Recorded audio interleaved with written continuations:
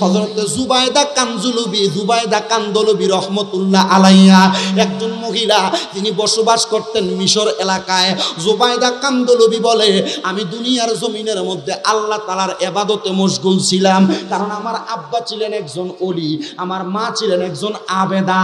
আমি জুবায়দা যখন ছোট, আমার মা জননী আমার বড় কষ্ট করে মানুষ করছে। আমি জুবায়দা, আমি যখন ছোট্টবেলা থেকে আস্তে আস্তে করে বড় হইতেছি, আমার মা, আমি জুবায়দার কানে কানে কি যেন পড়তো। আমি আমার মারে প্রাপ্তবয়স্ক হওয়ার পর জিজ্ঞাসা করলাম, মা আপনি কি যেন পইরা, আমি জুবায়দার মাথা থেকে পা পর্যন্ত ফু দেন। জুবায়দা বলে, আমার মা কি যেন পইরা আমার মাথা থেকে পা পর্যন্ত ফু দেয়।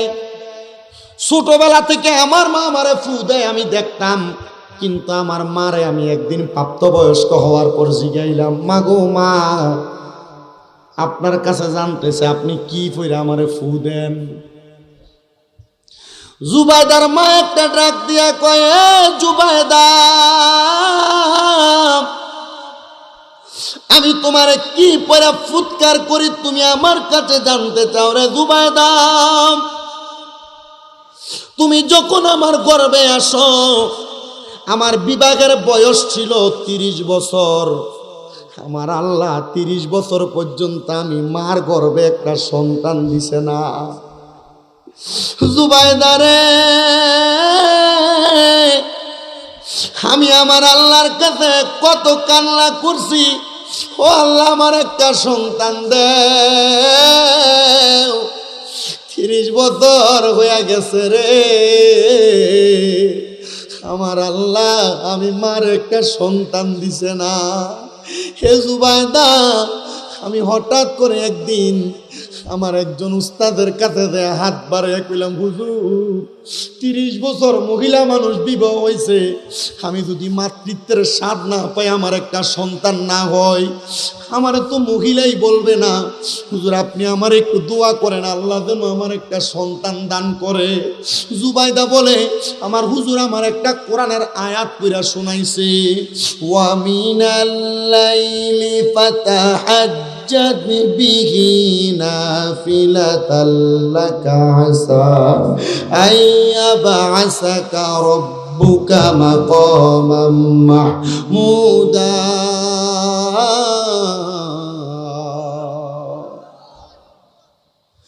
জুবায়দা ডাক দিয়া কয়, মা, এতে আমার আল্লাহ তাআলা আমার নবীরে বলছে আপনি রাতের কিছু অংশে তাহাজ্জুদের নামাজ পড়েন, অতি সত্বর আপনার মাকামে মাহমুদ প্রশংসার জায়গা দান করা হবে। মা আপনি এই আয়াত দিয়া কি বুঝছেন? জুবায়দা বলে, ও মা বলেন না। জুবায়দার মা ডাক দিয়া কয়, আম্মু, আমারে আমার হুজুর কেবলা বলে দিয়েছেন আমি যেন এখন থেকে ওযুর সাথে তাহাজ্জুদের নামাজ পড়ি। আমি 2 করে 4 রাকাত, 3 4 12 রাকাত তাহাজ্জুদ নামাজ পড়া আমি যদি আমার আল্লাহর কাছে দোয়া করি, আমার আল্লাহ তাআলা আমার একটা সন্তান দান করব। এ জুবায়দা, আমি 3 মাস একটানা ওযু কইরা তাহাজ্জুদের নামাজ পড়তাম গভীর রজনীতে, আর আমি আমার আল্লাহর কাছে কাঁদছি, আল্লাহ একটা সন্তান দাও, ও আল্লাহ তুমি একটা সন্তান দাও। আল্লাহ আমার সন্তান দিলে ওই সন্তান আমি মারা যাওয়ার পরে আমার জন্য দোয়া করবে। কত পর্দার অন্তরালের মহিলাদের সন্তান নাই, তারা সন্তানের জন্য কান্দে। আমি বলবো, মা তাহাজ্জুদের নামাজ পড়ো। এ যুবক, বিদেশ যাওয়ার চেষ্টা করো, যাইতে পারো না, আমি বলবো তাহাজ্জুদের নামাজ পড়ো। এ মুরব্বী বাবারা কঠিন রোগে আক্রান্ত, রোগ শেফা হয় না, আমি বলবো তাহাজ্জুদের নামাজ পড়ো। আল্লাহর দরবারে কেউ খালি ফিরে না। আমার অনেক ভক্ত আছে যাদেরকে সন্তান হয় না, বলছি তাহাজ্জুদ পড়তে আল্লাহ সন্তান দিছে। আমার বহু ভক্ত আছে যারা বিদেশ যাইতে পারে না, আমি বলছি তাহাজ্জুদ 3 মাস পর বিদেশ যাইতে পারবি। আমার বহু ভক্তরা বিদেশ আছে, এরা কই হুজুর আকামা লাগে না, আমি কইছি তাহাজ্জুদ পর দেখবি ব্যবস্থা হয়ে যাবে। ঠিকই তাহাজ্জুদের বরকতে আমার আল্লাহ তাআলা সন্তান দান করে, বিপদ থেকে উদ্ধার করে, কামাই রুজিতে বরকত দেয়। আপনারা বলেন যে তাহাজ্জুদের বরকতে 30 বছর পরে আল্লাহ সন্তান দেয়, ওই তাহাজ্জুদের নামাজ আমরা পড়ার দরকার আছে না নাই? ও তুমি কাউ কাউরে দিলা 10টা সন্তান, থাকার জায়গা নাই। আবার কাউরে দিলা কোটি টাকা, একটা সন্তান নাই। টাকা পয়সা ধন সম্পত্তি দিলা বেশি করে, কিন্তু মরার পরে কান্দে করে কবরে নামাবে কে তা? আরে রে প্রেমের খেলা খেলছো দয়াল রে, তোমার খেলা চমৎকার। দুস্তরে কান্দাইয়া রে তুমি মিলাইছো বাজার রে, প্রেমের খেলা খেলছো দয়াল রে। নির্দোষীরে রাখো দয়াল ববের জেলখানায়, আবার অপরাধ করিয়া কেহ ঘুরে সর্বদাই। হাকিম হইয়া হুকুম করো, পুলিশ হইয়া ধরো, সর্প হইয়া দংশন করো, উজা হইয়া যা হারো রে, প্রেমের খেলা খেলছো দয়াল রে। জুবাইদার মা ডাক দিয়া কয়, ও জুবাইদা, আমি 3 মাস একটানা তাহাজ্জুদ পড়ছি রে জুবাইদা। যেদিন আমার 3 মাস শেষ, আমি তাহাজ্জুদের মুসল্লার ভিতরে কাঁদছি। আমি কাঁদতে কাঁদতে নামাজের মুসল্লার মধ্যে বেহুশ। এমন টাইমে সুদর্শন একজন ব্যক্তি আইসা আমি মার মাথাটার মধ্যে হাত বুলাই আর ডাক দিয়া কয়ে, মা সন্তানের জন্য কান্দো, আমার আল্লাহ তাআলা তোমার এমন একটা সন্তান দান করবে যেই সন্তানটার কারণে তুমি দুনিয়া এবং আখিরাতের মধ্যে ধনী হইয়া যাইবা। আমার বিজয়নগরের পাইকপাড়ার বাবারা, ও নবীর উম্মতের দল, জুবাইদার আম্মা বলে ওই তাহাজ্জুদের নামাজ আমার এমন একটা নিয়ামত দান করছে, 30 বছর কোনো সন্তান হয় না, কিন্তু আমার আল্লাহ তাআলার কাছে তাহাজ্জুদের নামাজ পড়া কান্না করার কারণে তুমি জুবাইদারে আমার আল্লাহ দান করে দিছে। মা তাইলে কি পরে ফু দেন কেন, কারণ কি? বলে একদিন তুমি হঠাৎ অসুস্থ হয়ে গেছো, তোমার মুখ থেকে এমন ভাবে ললাট বের হয়, আমি মনে করছি তুমি মারা যাইবা। আমি আমার ওই উস্তাদের কাছে নিয়ে গেলাম, হুজুরকে বললাম, হুজুর আমার কন্যা সন্তান মুখের থেকে ললাট বের হয়ে গেছে, আমার মেয়েটা মনে হয় মারা যাবে, হুজুর আপনি আমার মেয়েটার জন্য একটা চিকিৎসার ব্যবস্থা করেন। হুজুর কি যেন চোখটা বন্ধ করে পড়লেন আর 2 রাকাত নামাজ আদায় করলেন। নামাজটা পইরা আমার হুজুর আমার মাথা থেকে পা পর্যন্ত 3 বার ফুৎকার করছে। ফুৎকারের সাথে সাথে দেখলাম তোমার মুখ দিয়ে ললাট পড়া বন্ধ হয়ে গেছে। আমি আমার হুজুরকে বললাম, হুজুর এমন কি পড়ছেন গো যেই পড়াটার কারণে আমার কন্যার ললাট পড়া বন্ধ হয়ে গেছে, লালা পড়া বন্ধ হয়ে গেছে, আমার মাইয়াটা সুস্থ থাকার জন্য আপনার এই দোয়াটাই মনে হয় যথেষ্ট। হুজুর ডাক দিয়া কয়, আমি অন্য কোনো কিছু পড়ি নাই, অন্য কোনো কিছু পড়ি নাই, আমি একবার সূরা ফাতিহা, 3 বার সূরা ইখলাস পড়া, সূরা কাফিরুন একবার পড়েছি, সূরা ইখলাস একবার পড়েছি, সূরা ফালাক একবার পড়েছি, সূরা নাস একবার পড়া আমি তোমার কন্যা সন্তানের মাথা থেকে পা পর্যন্ত ফুৎকার করেছি। এ মহিলা, তোমার সন্তান যখনই অসুস্থ হয়ে যাবে তুমি একবার সূরা ফাতিহা পড়বা, 3 বার সূরা ইখলাস পড়বা, সূরা কাফিরুন একবার পড়বা, সূরা ইখলাস একবার পড়বা, আবার সূরা ফালাক একবার পড়বা, সূরা নাস একবার পড়বা। কইরা তুমি মাথা থেকে পা পর্যন্ত 3 বার ফুৎকার দিবা। ছোট বাচ্চাদেরকে ঘুমানোর পরে এভাবে ফুৎকার দিলে বাচ্চারা রোগ বালা মুসিবত ধরে না।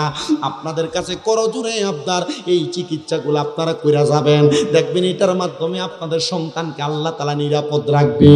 জুবাইদা ডাক দিয়া কই, ও মা মাইনা নিলাম গো, মাইনা নিলাম গো, আপনার এই কথার উপরে আমার আল্লাহ তাআলা আমারে শেফা দান করেছে।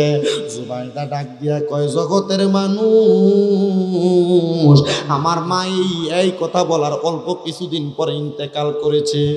আমার বয়স 11 বছর, আমি আমার মার ইন্তেকালের কষ্ট আমি সহ্য করতে পারি নাই। আমি জানি আজকের মাহফিলে কত সন্তান বসছে তার মা কবরে, কত সন্তান বসছে তাদের বাবা কবরে। সন্তান একবার চিন্তা করে দেখো, ওই বাবা যে কবরে শুয়ে রয়েছে কেমন আছে তুমি সন্তান জানো না। ওই বাবা কবরে কি খায় তুমি জানো না।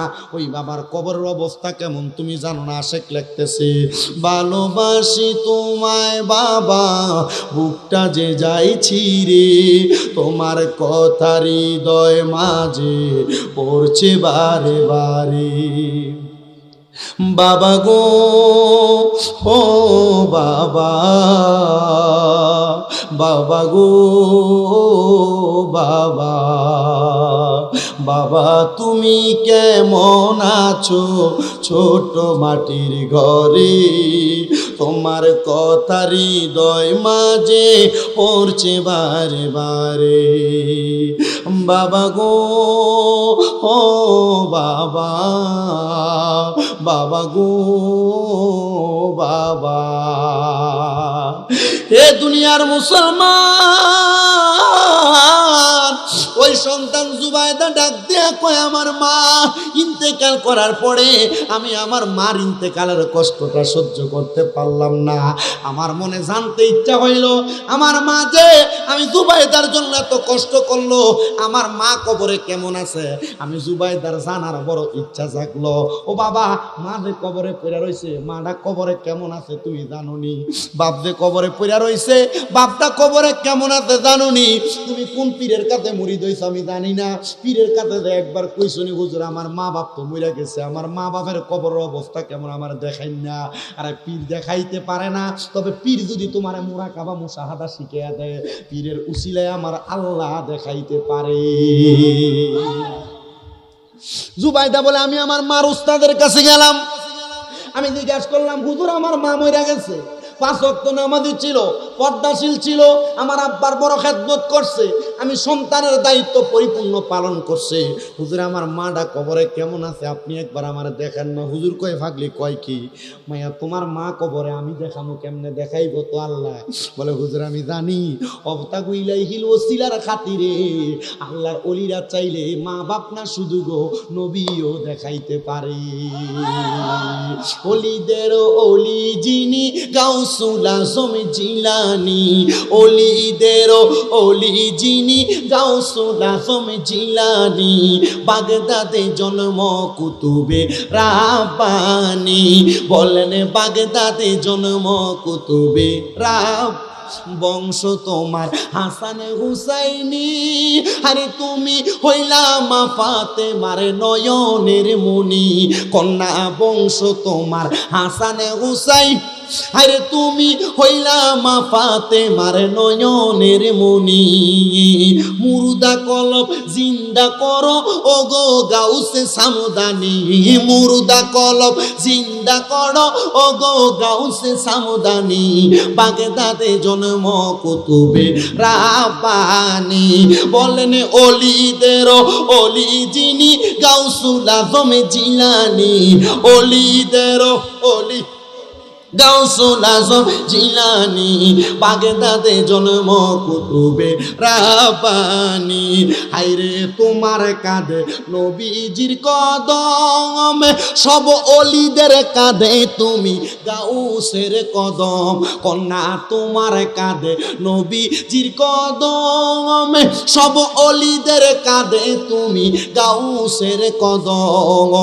দয়ার নজর দাও গো আমায় ও গো গাউসে সামদানি। কারণ এই মাসের পরে রবিউল আউয়াল মাসের পরে রবিউল সানি গাউসে পাকের মাস। মারহাবা মারহাবা, গাউসে পাকের ফাতিহা। এজন্য জোরে কোন, দয়ার নজর দাও গো আমায় ও গো গাউসে সামদানি, বাগদাদে জন্ম কুতুবে রাব্বানী। হাইরে ওলিদের ওলি যিনি গাউসুল আজম জিলা, জোরে কোন না, ওলিদের ওলি গাউসুল আজম জিলানী, বাগদাদে জন্ম কুতুবে রাব্বানী। বলেন বাগদাদে জন্ম কুতুবে রাব্বানী। জুবাইদা ডাক দিয়া কয়, ও হুজুর আপনি দেখাইবেন? হুজুর কয়, মা আসো আমার কাছে। হুজুর সামনে নিলেন, পর্দার অন্তরালে রাইখা ডাক দিয়া কয়, মা তুমি আমার কথা মোতাবেক তোমার মায়ের ওই ওসিয়তটা পালন করবা। বলে কোন ওসিয়ত? বলে তোমার মা কোন আমল কইরা তোমারে পাইছে? কয় হুজুর অন্য কোন আমল না, আমার মা তো তাহাজ্জুদ করে আমারে পাইছে। এ বেটা কামাই রুজির বরকত নাই, বেটা কামাই রুজি করো, বহুত টাকা কামাই করো, কিন্তু সংসারে শান্তি নাই। নাই এমন? নাই নাই বহুত টাকা কামাই করো, রোগবালা মুসিবত ছাড়ে না। নাই এমন? বহুত টাকা কামাই করে বেরিয়ে ঘরে ঝগড়া বন্ধ হয় না, আছে না? বহুত মহিলা শ্বশুর শাশুড়ির সাথে দ্বন্দ্ব শেষ হয় না, আছে না? আম্মা আব্বা আপনার পায়ে হাত দিয়ে বলুন, 3 মাস সময় দিলাম, এই 3 মাস কোনো হারাম খাইয়েন না, এই 3 মাস পরের হক মেরে খাইয়েন না, এই 3 মাস তাহাজ্জুদ করেন। আল্লাহর কসম যত রকমের সমস্যা আমার আল্লাহ তাআলা মাফ করে দিবে। আল্লাহ চাইলে পারে কিনা? আর কিছুক্ষণ কি ওয়াজ করবো? সময় আর আসেনি। আচ্ছা হুজুর আপনার অসুবিধা হয় না? আমার আব্বাজান বসে আছে, আমি চিন্তা করি, কারণ ওনাদের একটা মর্তবা আছে না, ওনাদের একটা দাম আছে, সম্মান আছে। আমি চিন্তা করি কোন দিক দিয়ে বেয়াদবি হয়ে যাবে, কারণ আল আদাবু খায়রুম মিনাজ যাহাবি ওয়াল ফিদ্দাতি, আদব স্বর্ণরূপার থেকে উত্তম। বেয়াদবি যদি হয়ে যাগা, স্বর্ণরূপা বাজারে দিয়ে দিয়ে কিনুন যায়, আদব কিন্তু কিনা যেত, ঠিক না? আল্লাহ কবুল করেন, আমিন। জুবাইদা ডাক দিয়া কয়, হুজুর আমি তাহাজ্জুদ করতাম। বলে হ্যাঁ, তার মানে রোগ বালা মুসিবত থেকে মাপ পাওয়ার জন্য কি করবা? কি তার আপনার কথা কই না কেরে কন্যা, কি পড়বা? বলেন না বাবা, কি পড়বা? কামাই রুজিতে বরকতের জন্য কি পড়বা? সন্তান পাওয়ার জন্য কি পড়বা? তাহাজ্জুদের নামাজ পড়লে লাভ আছে না নাই? দুনিয়ার মুসলমান মনোযোগ দাও রে বাবা। জুবাইদা বলে আমি তাহাজ্জুদের নামাজ পড়লাম, পড়তে পড়তে আল্লাহর কাছে কান্দি, আল্লাহর কাছে কান্দি রে। ও আল্লাহ, আমার মাটা কবরে কেমন আছে, আমার আব্বাটা কবরে কেমন আছে? আমার আল্লাহ তাআলা আমারে ওই ঠিক 3 মাস যেদিন শেষ হইব, আমি নামাজের মুসল্লাটার মধ্যে বেহুশ হয়ে গেছি। আমি নামাজের মুসল্লার মধ্যে বেহুশ হওয়ার পরে আমার মা, আমার আব্বা জান, আমি 2 জনকে দেখলাম রে। তারা 2 জন একটা খাবারের সুন্দর থালা নিয়ে আমার সামনে বসে রয়েছে। আমি জিজ্ঞাসা করলাম, মা ও আব্বা, এত সুন্দর সুন্দর দামি দামি খানা, আপনারা কেন খাবার গুলা খান না? আমার মা বাবা আমারে কোনো উত্তর দেয় না রে। ও পাইকপাড়ার বাবা, ওই মাইয়াটা 1 বার 2 বার করে 3 বার তার মারে প্রশ্ন করে, গো মা আপনারা এত দামি দামি খানা কেমনে পাইলেন? আপনারা দামি খানাগুলা কেন খান না? মাটা জবাব দেয়, ও মাইয়া, তোমার মতো একটা নেককার মাইয়া আমি দুনিয়াতে রাইখা আসছি, তোমার দোয়ার বরকতে আমার আল্লাহ তাআলা আমরারে কবরে সুন্দর খানা দিছে।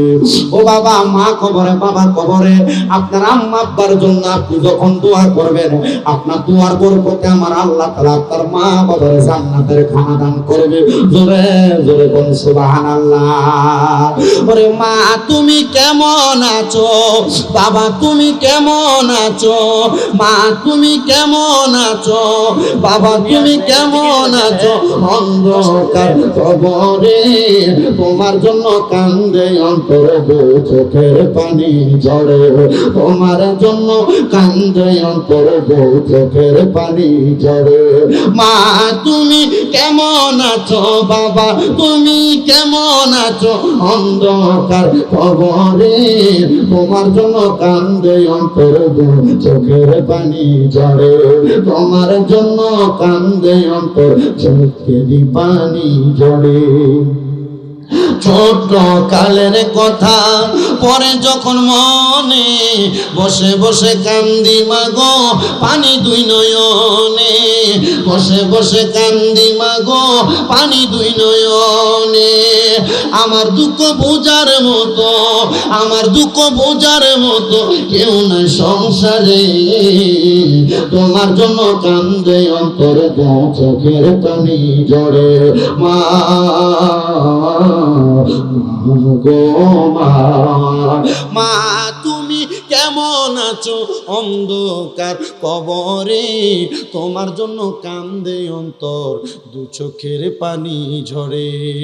এ বাবা, এই পাইকপাড়ার বাবারা, আমি জানি না আপনারা আপনাদের মা বাবার কবর আযাব মাফ করাইতে পারেন কিনা, কিন্তু অনেক সন্তান আছে মা বাবার মাটি দিয়ে আজকে আর মাহফিলে বসছে। আমি বলবো বাবা, আপনার যদি মা বাপ কবরে থাকে, প্রত্যেক বৃহস্পতিবার আসরের নামাজের পর থেকে শুক্রবার মাগরিবের নামাজের আগ পর্যন্ত আপনি আপনার মার কবরের সামনে যাইবেন, পশ্চিম দিকটা পিছ দিয়া মার মুখটা যেই বরাবর মুখ বরাবর তাকে দোয়া করবেন, রব্বির হামহুমা কামা রব্বায়ানি সগীরা। আল্লাহ তুমি আমার মারে মাফ করে দাও, বাপরে মাফ করে দাও। দেখবেন আপনার দোয়ার বরকতে আমার আল্লাহ আপনার মা বাপরে মাফ করে দিবে। কিন্তু অনেক সন্তান মা বাবার কাছে মাফ চাইবে দূরের কথা, এরা তাদের মা বাপরে ধমক দেয়। ধমক দেওয়া যাবে না। উফি ওয়ালা তানহার হুমা, কেউ যদি তাদের মা বাপরে একবার উফ শব্দ ব্যবহার করায়, তাহলে আমার আল্লাহ তাআলা তাদেরকে ধ্বংস করে দেয়। এই জন্য বাবা ধমক দিও না। অনেক সন্তান আছে তাদের মা বাপরে জুদা করে দেয়, মা বাপরে আলাদা করে দেয়। এলাকার সর্দারেরা, এলাকার মাতাব্বরেরা, এলাকার প্রধানরা মা বাবার খানা কে কতদিন খাওয়াইব এটা নিয়ে বিচার বসায়। সন্তান তোমরা 3 ভাই 4 ভাই ছিলা, 5-6 ভাই বোন ছিলা, তোমার মা বাপ তোমাদের খানা আলাদা করে নাই, মা বাপ তোমাদেরকে একসাথে খানা খাওয়াইছে। কিন্তু সন্তান মা বাপরে এমন ভাবে জুদা করে দিছে, মা বাপ সকালবেলা ছোট ভাইয়ের ঘরে, দুপুর বেলা মেজো ভাইয়ের ঘরে, রাত্রবেলা বড় ভাইয়ের ঘরে ভাত খাওয়া লাগি। আরে মা বাপরে জুদা করিস না, দে দে দে। পাইকপাড়ার যুবক ভাই, পাইকপাড়ার মুরব্বীরা, তোমরার পাউডি আমার সামনে দাও, আমি আমার জিহ্বা দিয়া তোমার পাউডা পরিষ্কার করে দিমু। শুধু ওয়াদা করবা, আম্মা আব্বার মনে যদি কষ্ট দিয়া থাকো, যদি জুদা করে দিয়া থাকো, এখান থেকে বাড়িতে যাইয়া মা বাবার পা গুলার মধ্যে ধরবা, ধরে বলবা মা ও আব্বা আমার আল্লাহর হস্তে মাফ করে দেন। যতক্ষণ পর্যন্ত মা বাপ মাফ করে দিছে না বলছে, ততক্ষণ মা বাবার পাও ছাইরো না। বলে হুজুর কেন? কারণ মা বাপ যদি তোমারে মাফ না করে, আমার আল্লাহ তোমারে মাফ করবে না। সন্তান মনের ভিতরে তোমার প্রশ্ন, হুজুর আমি মা বাবার পাঁচ দিয়া সালাম করবো, মাফ করবো, মাফ চাইমু দূরের কথা, আমি তো 2 ঈদে আমি আমার মা বাবার পাঁচ দিয়া সালামও করি না। সন্তান মনে রাখো রে, শুধু 5 দিয়া সালাম করা না, আল্লাহর নবী কয় মাঝে মাঝে যদি সুযোগ পাও আম্মা আব্বার পায়ের মধ্যে চুমা দিবা, চুমা। আমার এলেম কালাম নাই, মাত্র কুমিল্লা আলিয়া মাদ্রাসায় কামিল 2য় বর্ষে ফিকাতে পড়তেছি। আমার এলেম কালাম নাই, কুমিল্লা ইউনিভার্সিটিতে বাংলায় অনার্স ফাইনাল ইয়ারে পড়ালেখা চলে। কিন্তু আমি এতটুক বলতে পারি রে বাবা, আমার মা বাবার খেদমত, আমার আম্মা আব্বার খেদমত, মায়ের পায়ে আমি আমার এই ঠোঁটগুলা দিয়া চুমা দিছি, আমি আমার আব্বার পায়ে চুমা দিছি। আমার আব্বারে যেদিন আমি প্রথম পায়ে চুমা দিছি, আমার আব্বা গোসলখানা থেকে বের হয়, আমি আমার আব্বার পায়ে চুমা দেওয়ার সময় আমার আব্বা কয়, দেখ ফলা কি পাগলামি করে। আমি জানি মা বাবার পায়ে চুমা দিলে দাম কমে না, সম্মান কমে না, ইজ্জত কমে না। আমি এতটুক বলতে পারি, আজকের মাহফিল কবুল হবে কি হবে না এটার গ্যারান্টি আমিও দিতে পারবো না, আমার ভাই সিরাজ হিসাবও দিতে পারবে না, আমার হুজুর দিবে কিনা জানি না। তবে একটা গ্যারান্টি দিলাম রে, আগামীকালকে যদি দেখো পাইকপাড়ার দোকানে বৈশা কোনো মুরব্বী বলতেছে, হ্যাঁ ওই শামীম দাদার ওয়াজ শুনে আমার ফুতে বাড়িতে দে আমার পায়ে ধরে মাপ চাইছে, মনে করবা এই মাহফিল আল্লাহর কাছে কবুল হয়ে গেছে। যদি কোনো মহিলা একজন আরেকজন রে বলে, হ্যাঁ শামীম দাদার ওয়াজ শুই না আমার ফুতে আমার পায়ে ধরে মাপ চাইছে, মনে করবা ওয়াজ আল্লাহর কাছে কবুল হয়ে গেছে। কিন্তু সন্তান চিন্তা করে, হুজুর আমি তো মা বাবার লগে কোনো বেয়াদবি করি নাই, আমি কেমনে মা বাবার পায়ে ধরে মাপ চাইতাম? আরে বাবা, মা বাবার লগে বেয়াদবি করা লাগে না, মা বাবার পায়ে ধরে মাপ চাইলে দিবে না, মা বাবার রুহানি দোয়ার কারণে তুমি সন্তান ওলি হইতে পারবা, ওলি। জোরে সরে পড়েন সুবহানাল্লাহ। এই জন্য সবার কাছে করো জোরে আবদার, আম্মা আব্বার কাছে মাপ চাইবা, সালাম করবা। বলেন মা বাপ যাদের যাদের আছে, আপনারা এখান থেকে বাড়িতে যাইয়া ঘুমানোর আগে মা বাবার পাঁচিয়া সালাম করতে অসুবিধা আছে? রাজি আছেন কে কে? হাতটা তুলে আমার আল্লাহরে দেখান। শর্মিন্দা করো না, মা বাবার পাঁচিয়া সালাম করলে আল্লাহ মাফ। আল্লাহু আকবার, ইয়া রাসূলুল্লাহ, জিন্দাবাদ, ইয়া গাউসুল্লাহ, জোরে কোন মারহাবা। তাহলে মা বাবার পাশিয়া সালাম করার দরকার আছে না নাই? আল্লাহ তাআলা কবুল করেন, জোরে পড়েন আমিন।